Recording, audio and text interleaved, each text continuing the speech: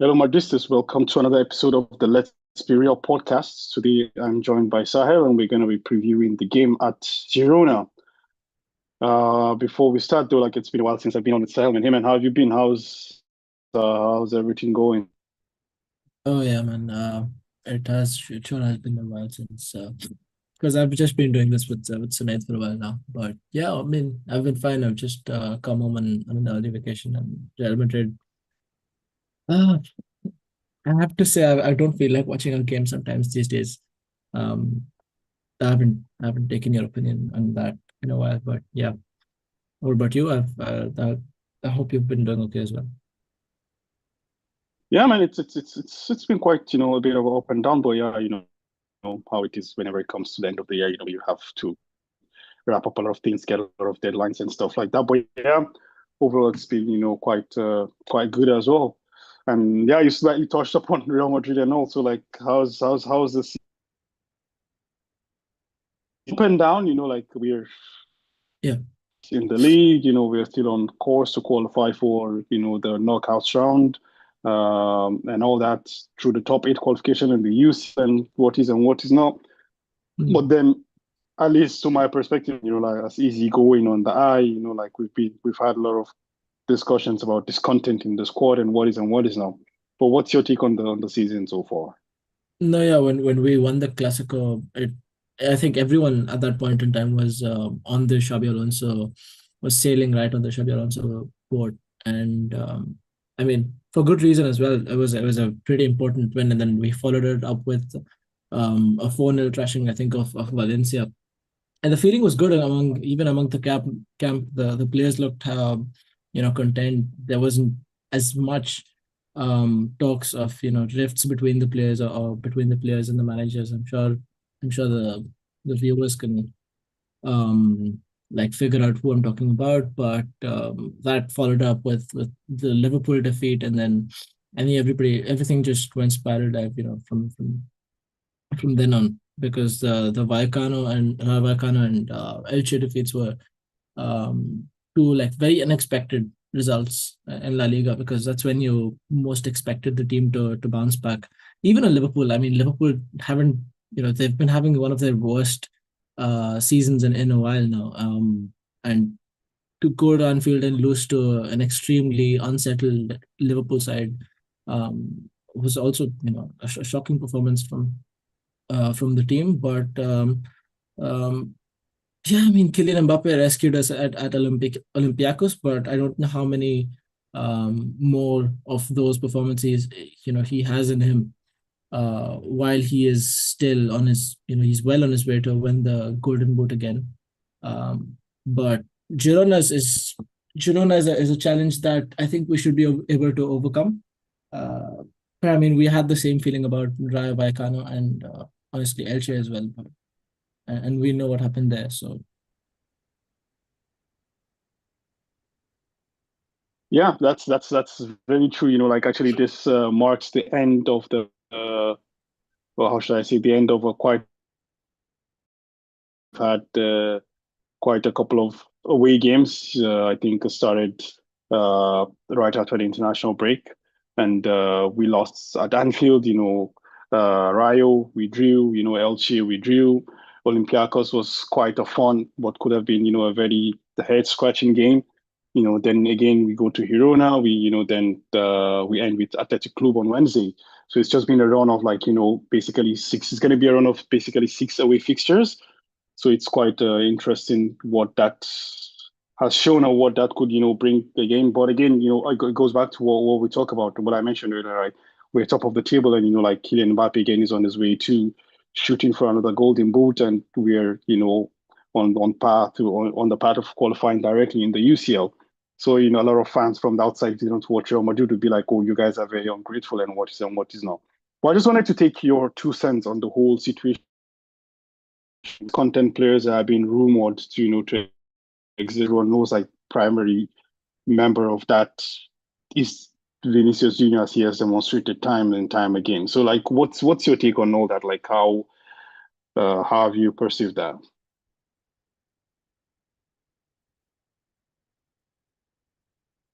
You're muted, Sahel. Oh, apologies. So yeah, like I was saying, just the history of the game and of star footballers wanting bigger contracts when their renewal times comes around. This has been proven to repeat itself time and again. It's not that Vinicius is, I mean, he is a pretty conflicting personality. Even amongst Madridistas, we have different opinions about him, but he's not one, to cause a rift without a reason, with his own manager.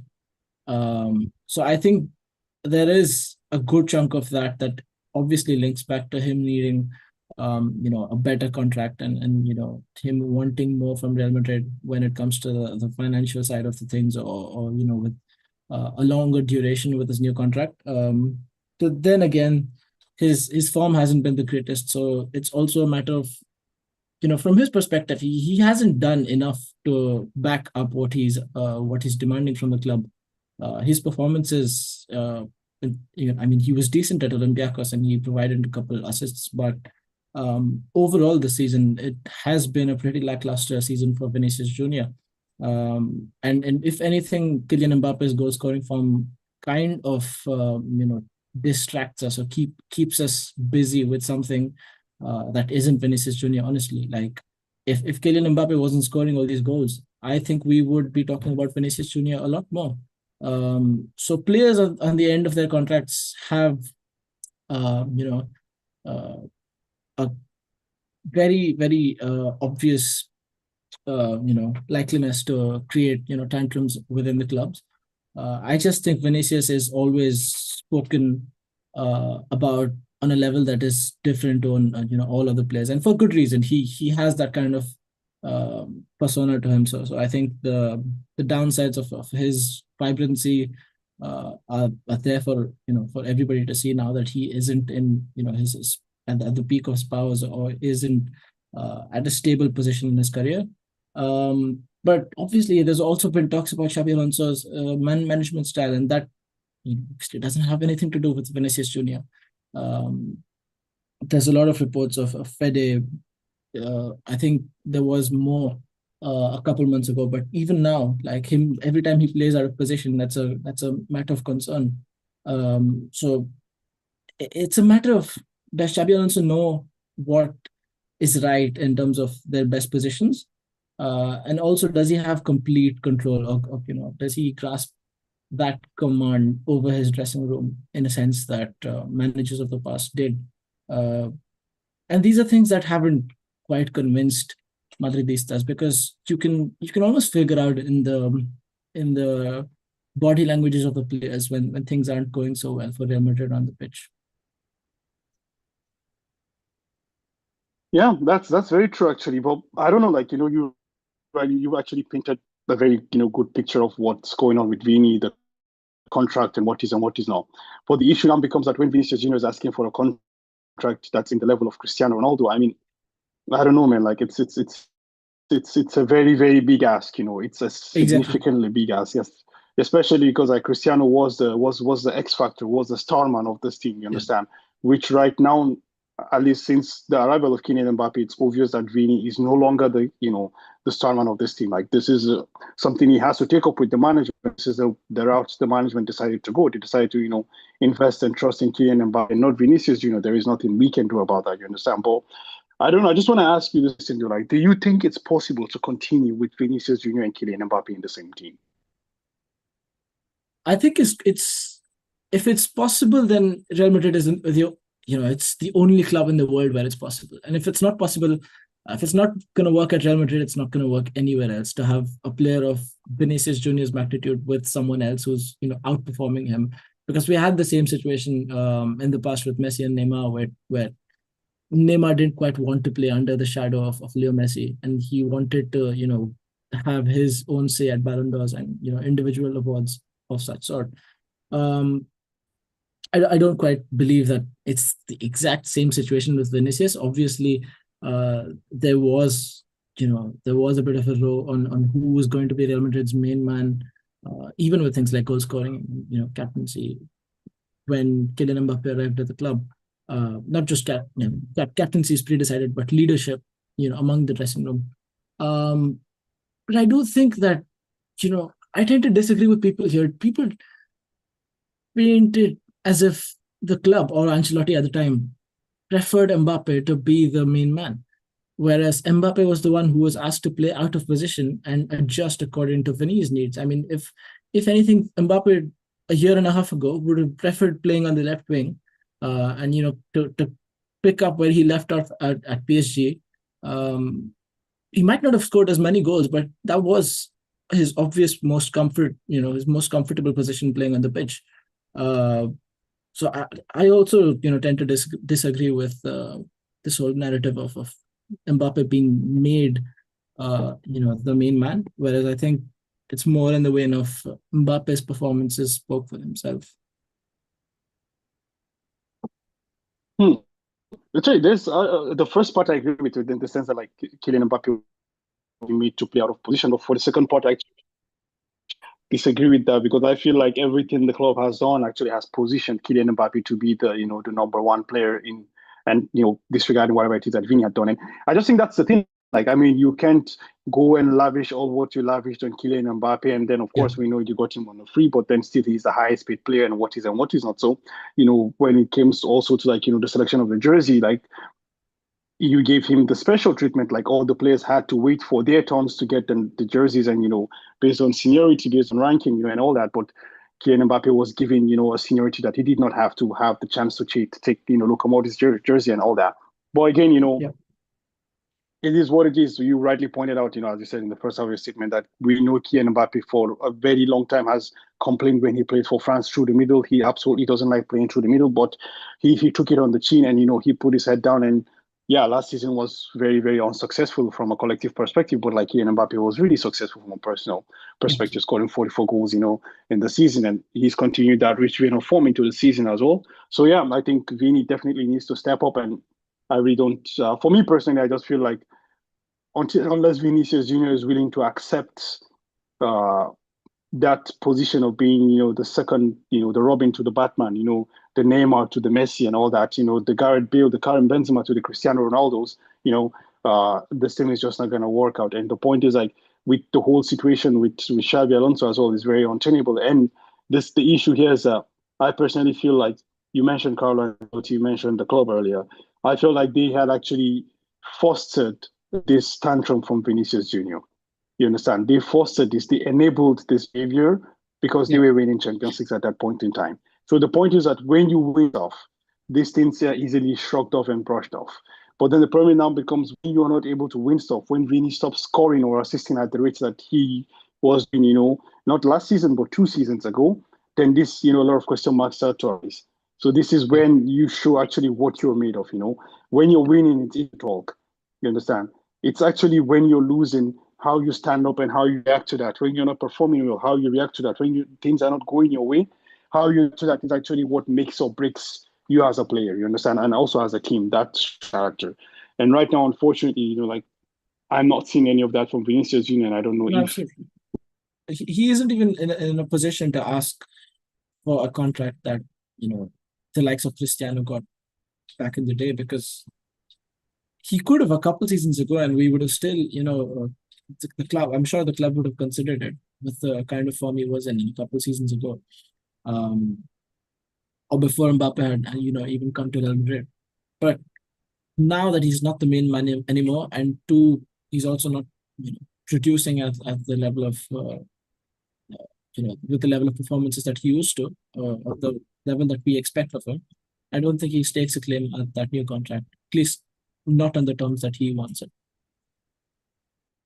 yeah, that's actually also my feeling as well. Not at least, the new contract, he's completely deserved it, but just not on the terms that he wants, not on the terms that he sees himself at. Let's slowly, have a shift towards the Girona, yeah, matter at hand. We can slowly exactly get into Girona. Like we have Miguel's team, and they're dead 18th in the league, I think, right? If I'm not mistaken, on the table they're yeah, like dead 18th. Like yeah, they've 18th. not 2 seasons ago. They're basically They were struggling, third two almost seasons ago. half their team out. Yeah, I just remember that they were third two You seasons know, ago. I think they finished somewhere in 15th or 16th last year as well. yeah, exactly. Like they've literally, and also actually last year they lost a lot of some of their key players. Yeah. Savinho went back. If I remember, their playmaker also joined Bayern Leverkusen in Germany, and what is and what is not. So, and also this year they've been decimated by injuries. But it's interesting that they've won just 2 games out of 13 games. And It's one it's of them it's was very strange, one of man. their Like previous two honestly, games, I think, where they won. They only had yeah, one exactly. win Yeah, in the league exactly. Yeah, before they, that. they which is actually quite strange actually, but. Yeah, because actually, when you look at the last 5 games, actually they've won 2 of their last La Liga 5 games. They've Yeah. drawn 2, or rather the last 6 games. They won 2 of their last La Liga 6 games. They drew 2 and they lost 2.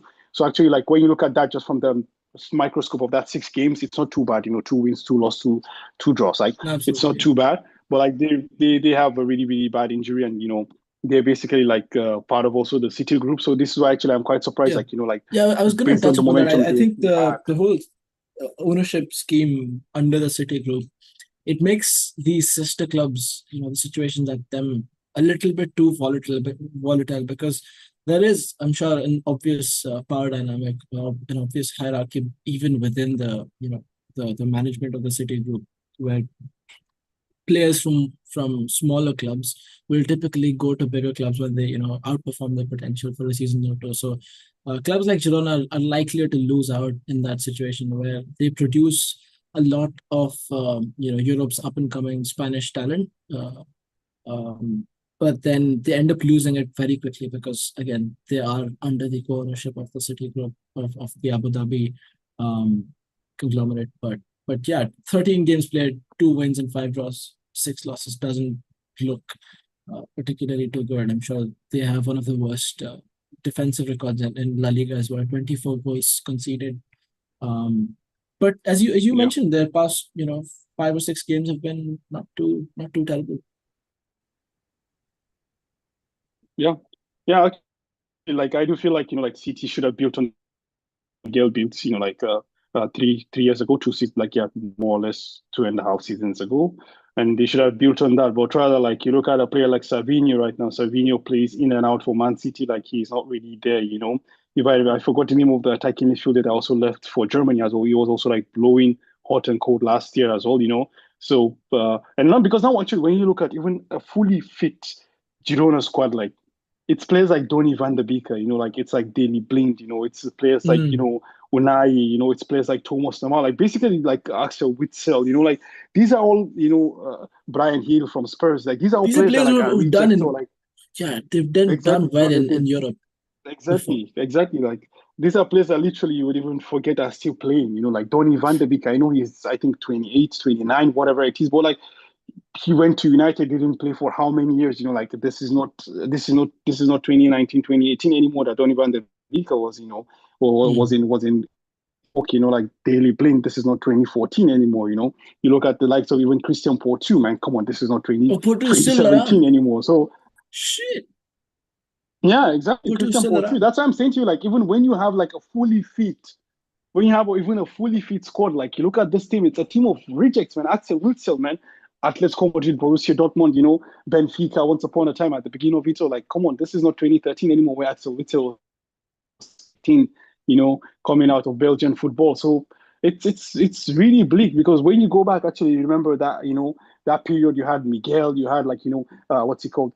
Uh, Savinho. I Miguel forgot Gutierrez, yeah. you had like what's the name of the other striker? You had Gutierrez, you had like Artem Dovik, you had like a lot of really good players there, like but now it's really a shadow of that. So that's why it's really really sad that City did not build on that, but rather they also aided and enabled the decimation of that team. It's really sad because like Girona was so fun to watch that I season, know, man. yeah, absolutely. They I were so remember so that much season, fun to yeah. watch, and now yeah, exactly. Now they're just, barely scraping for that for surviving relegation. But you actually laid it out clearly, like, especially when it comes to like this multi-club ownership, like, it's just like, yeah, they just, keep raking one on the other. But anyways, yeah, enough about Girona. Let's get back to our team as well. We are coming off the 4-3 win in Greece. And we have a couple of players who are back. Militao should be back. Of course, we know that what's he called, Hoyson is going to be back because he was suspended for the red card. Yeah, Antonio Rudiger, Rudiger Thibaut as well, Courtois, and Thibaut Courtois. exactly, Rudiger, and also Mastantuono as well. They're all back in the squad. They all trained on Friday, Yeah. and expected to be in the squad for the game tomorrow. So looking at all this, like, what are you expecting our lineup to look at? Yeah, look, I mean, it's a little bit more exciting now to talk about the lineups because you actually have a half decent squad to build off. But I do expect Thibaut Courtois to come back. Trent will keep his place in the team. Militao comes back as well, and I believe Hudson is out, as you mentioned. Uh, I don't know if Rudiger starts. If Rudiger isn't fit to start, then Tchouaméni keeps his position at centre back. Carreras comes in, slots in at left back. Midfield would be Kamavinga. Tchouaméni is not there, so Guler and Valverde. Um, so yeah, so that leaves us with three, which is uh, Mbappe, Vinicius, and if Mastantuono is fit to start, I would start him. But I mean, Jude Bellingham, he was benched for the game in midweek as well, so I'm not sure if he is yet fit 100% to start this game. But if he is, then obviously that's a consideration. But yeah, that final spot Yeah, is either up for him or Mastantuono. Obviously, you want to roll the yeah. dice out every now and then and say that you want to start Rodrigo, but realistically, both of us know that that's not happening. Yeah, I actually I don't think Alonso started Rodrigo and Vinicius together this season. Has he? I think usually it's like Vinicius in place of Rodrigo, I Rodrigo in think place of he Vinicius, has. something like this. No, I think he has started Rodrigo and Vinicius, Yeah, I mean, for but me, you're the not roll too of the off. dice actually would be giving Gonzalo Garcia a chance, actually, but I do know that that's absolutely not going to happen. But yeah, that's something that I would love to see. Like, let Garcia play through the middle, Kylian Mbappe play on his favorite left side, and let's see who fits on the right. But That's the thing, because you want to do aid you some of envision like, the partnerships that yeah, go these ahead. players are building out of the pitch. And the most obvious one is Arda Güler with Kylian Mbappe, and we see the kind of connect that these two have when Arda threads through balls into Kylian Mbappe's path, and there's this almost telepathic connection between them. But then there's also Trent and Gonzalo Garcia, which we haven't been able to see enough of it, honestly. So every time Trent is on the pitch and there's no one in the box to feed the ball into, it's a little bit disappointing. I know Jude Bellingham gets in and there and thereabouts a lot of the time, but he's still not a natural striker. He's still not that apex predator in the box to feed off. Uh, you know. So you are right. Gonzalo Garcia is someone you have to look at when it comes to even replacing Kylian Mbappe for the last 25-30 minutes. I don't think he needs to finish every game being substituted in the 85th minute of the plot. But yeah, that's just my views on.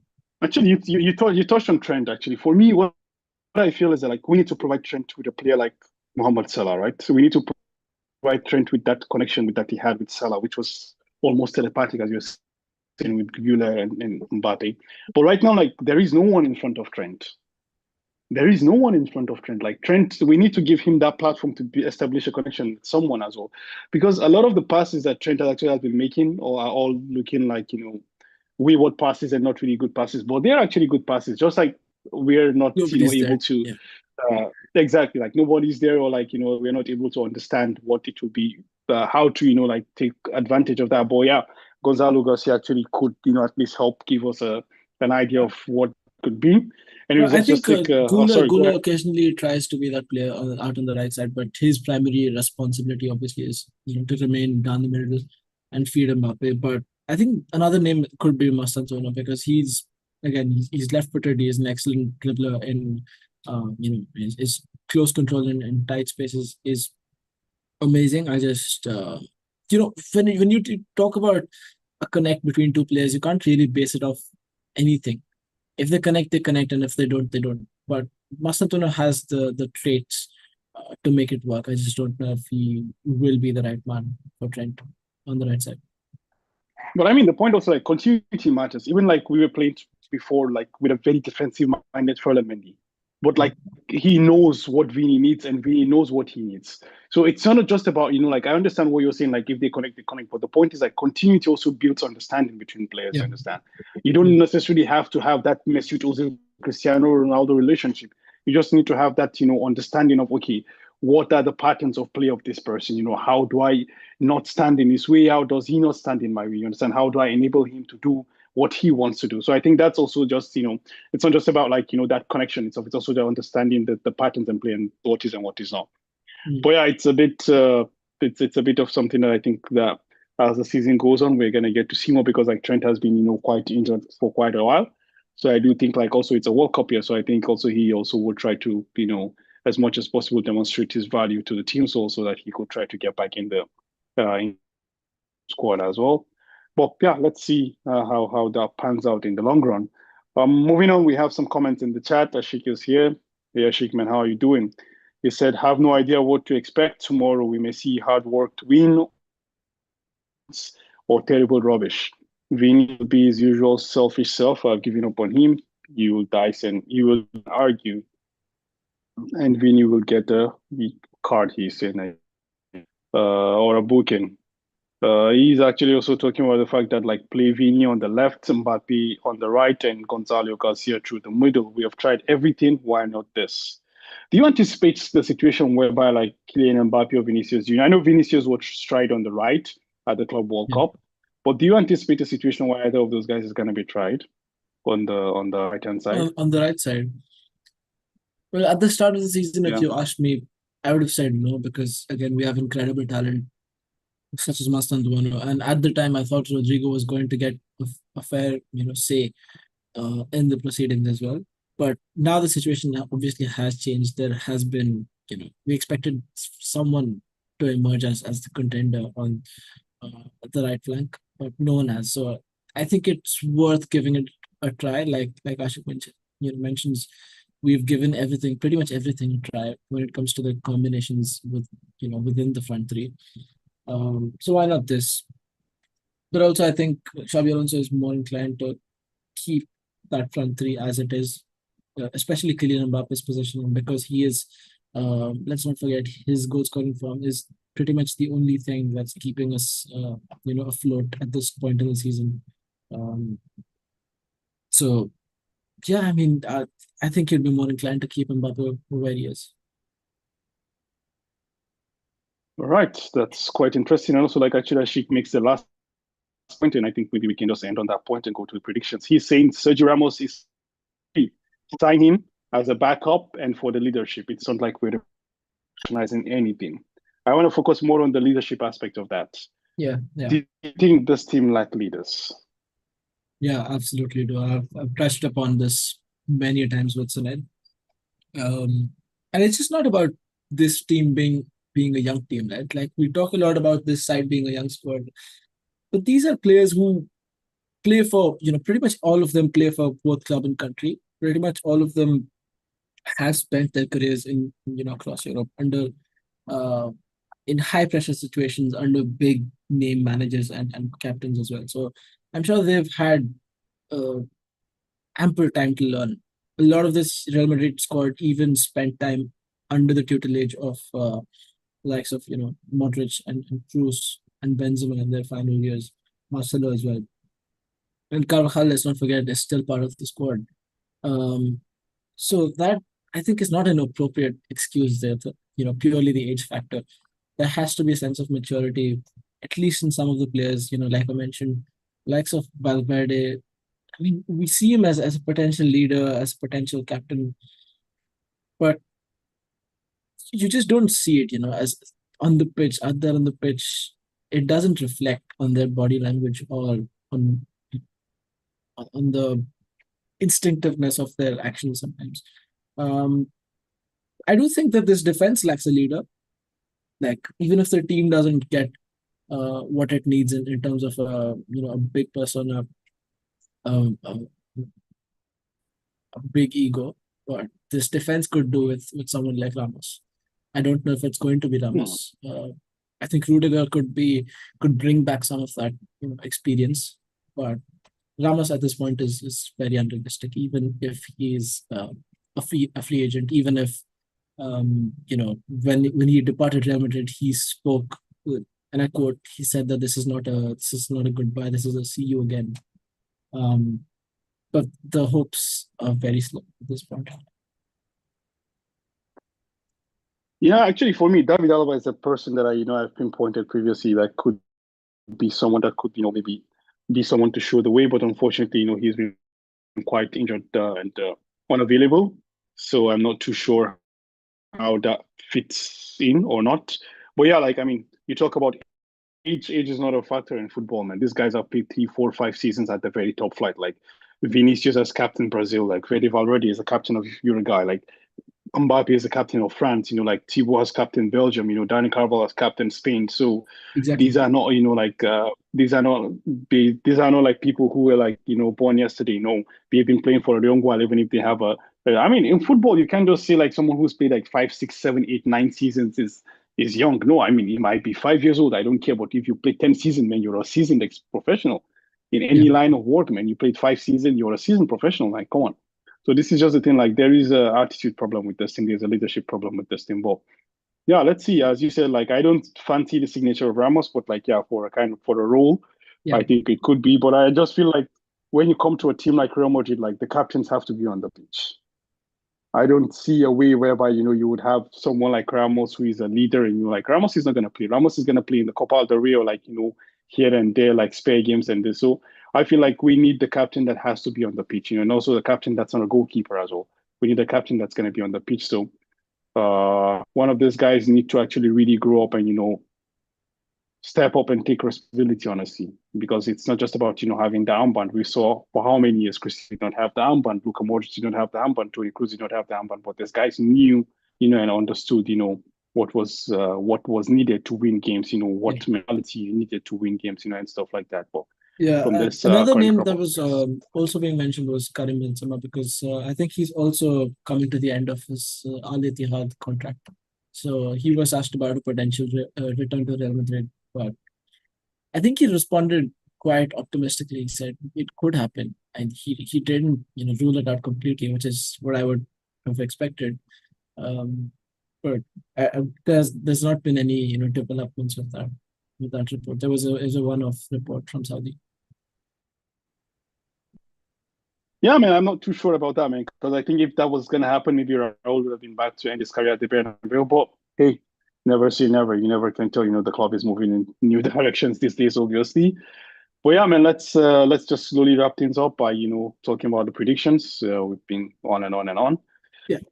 Yeah, man. So I personally, I'm at this. I see like a Real Madrid victory, and I see like a high scoring game, something like a 4-2 Real Madrid victory, because like Girona has like the worst defensive record in the league, right? So like they concede a lot of goals, and also with their missing players as well, and also like we also are not like a very defensively a stout team as also. Hence, that's why I'm anticipating a very high scoring game similar to what we saw in Greece. But I just think like it's going to be something like a 4-1 or a 4-2 Real Madrid victory. Yeah, I don't disagree with that part. I mean, our defense isn't exactly what you say, what you would call permeable. But then again, I think with all these players coming back, with Rudiger possibly coming back, Militao as well. I think Militao is more likely to start this game. Um, Courtois as well. So I think we have a chance of keeping them down to one goal. Uh, but also we will score plenty of goals because Mbappe in this kind of form, uh, Cooler as well, Bellingham. These guys haven't been quiet particularly, but they've just been ineffective in some parts of some games. So I would say 3-1 just to not pick off of your prediction. All right, 3-1 Yeah. sounds about right. The only important point, right now is just to keep putting the 3 points on the board, and we continue to improve as the season goes on. And Yeah. I think with that, we can call it a day. And just a bit of a housekeeping. This episode is sponsored by Talksport. We are part of the Talksport Fan Network. You can find the description to all that in the links below, and also shout out to our partners on Instagram, Real Madrid Commentary. You can also find the links to all that in the description below. And we sign out until next time by saying Hala Madrid. Hala Madrid.